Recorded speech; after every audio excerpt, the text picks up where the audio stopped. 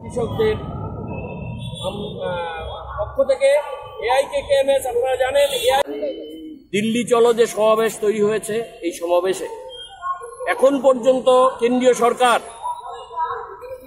কোন রকম এমন কোনো পদক্ষেপ নেয়নি যেই পদক্ষেপকে সামনে রেখে কৃষকরা একটু আশা পাবে। আপনারা জানেন প্রায় ৭৫ বছর স্বাধীন ভারতবর্ষে এই রকম ঐতিহাসিক সমাবেশ হয়নি। হাজার হাজার কৃষক মারা গেছে স্বাধীনতার পর ঋণের দায়ে।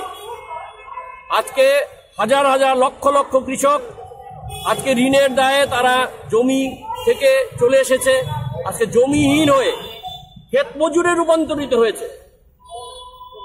আমাদের যে অত্যাবশ্যকীয় পণ্য আইন ছিল, যেই পণ্য আইনকে সামনে রেখে কৃষকরা মোটামুটি একটা ন্যায্য মূল্য পেত, এই ন্যায্য মূল্য যাতে না পাওয়া যায় তার ব্যবস্থা কেন্দ্রীয় সরকার করেছে। যার ফলে কি হয়েছে, সরকার এখন ন্যায্য মূল্যকে যাতে না পাওয়া যায় সরকারের উপর আর কোনো দায়ভার নেই।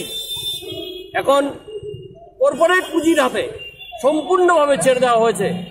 আমরা এআইকেকেএমএস সর্বভারতীয় স্তরে এই যে এআইকেএসসিসি যে একটা সর্বভারতীয় মঞ্চ হয়েছে, এই সর্বভারতীয় মঞ্চের অংশীদার আমরা মনে করি যে এই কৃষি